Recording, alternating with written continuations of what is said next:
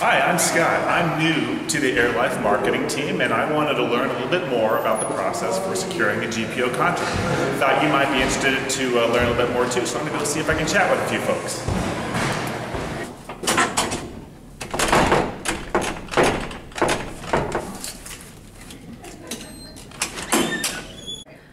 And so I know as a team, we want to make sure that we really talk about the next GPO contract and Hey, Donna, I wanted to ask you a few questions about the GPO bid process. Do you have a few minutes? Yeah, sure. Sorry about this, guys. This is Scott. He's new to our marketing team. Hey, everybody. Obviously very energized about learning about the health systems process, so sure, go ahead, Scott. Thanks so much. I really appreciate it. Sorry, guys.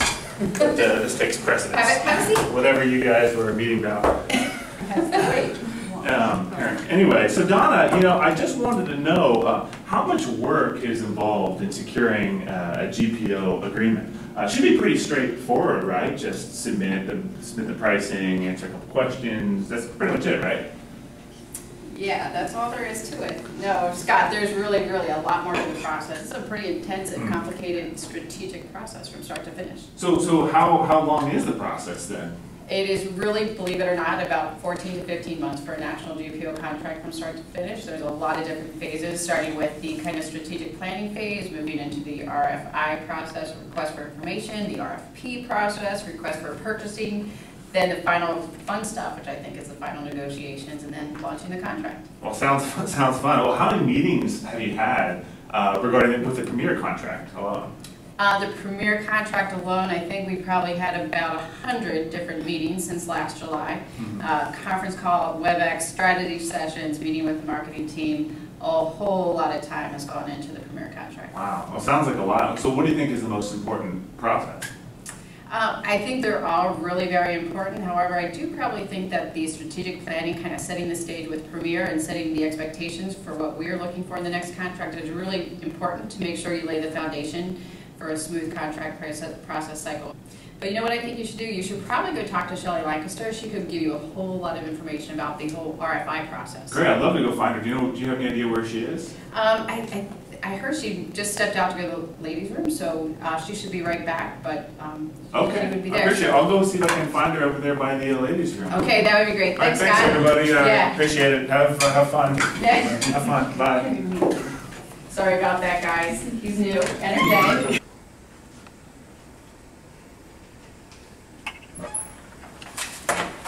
Hello. Hey, Shelley. Hello. Hey, I just wanted to see if I could catch you and ask you a few questions about the GPO bid process. Well, Maybe sure. a few seconds? Yeah, let's move to a better location. Okay, great.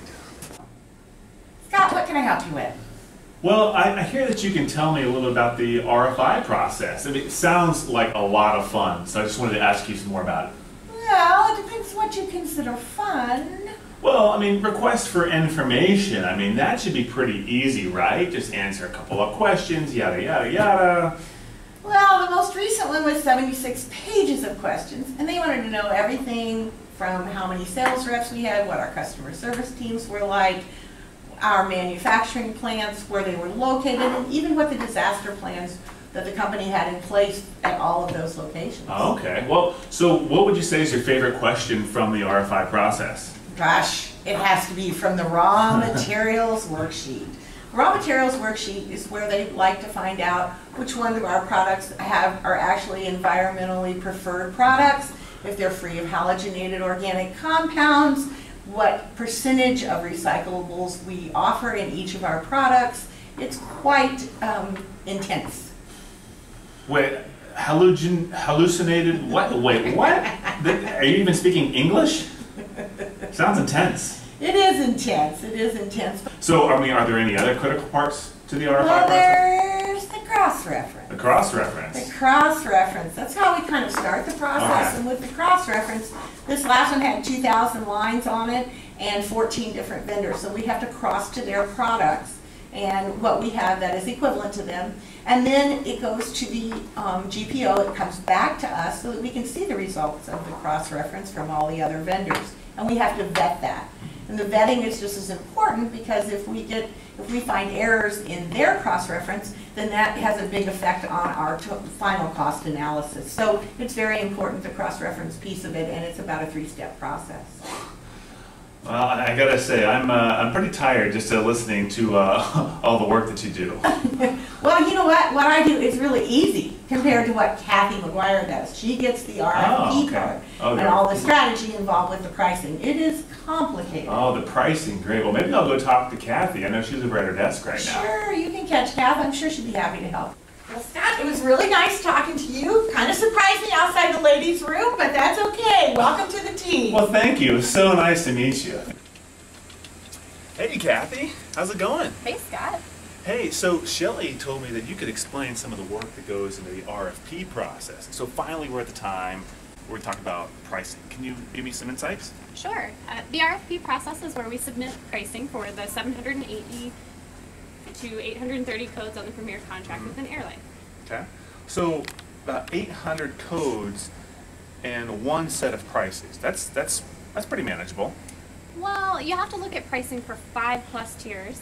You have to set pricing for like products to be the same. You have to look at aggregate price increases across the entire portfolio, price increases by product code, margin impact, anticipate future cost changes over the next 3 years, anticipate what the competition might do, get feedback from the marketing managers for future trends and price objectives, look at the % price change between tiers, propose pricing for a dual or multi-award status, and then of course leave a little room for negotiation at the very end.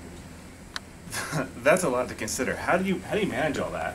Well, we're on version 20 of the price file that we created that has multiple tabs of data. The main tab has over 500 formulas and data for all 800 codes. And the Excel file extends out to column OP. Wait, column OP? Yes, column OP. Wait. So let me get this straight. So there's 26 letters in the alphabet. Letter O is number 15, and letter P is number 16. So if I do my math right, 26 times 15 is 390, because I'm a math whiz, and 16 more is 406. So you have 406 columns of data for about 800 codes. That's an insane amount of data. What would you ever do if you lost that file? I'm pretty sure I would cry. I wouldn't blame you. So in addition to Premier, how many RFPs and RFIs has Airlife completed this year?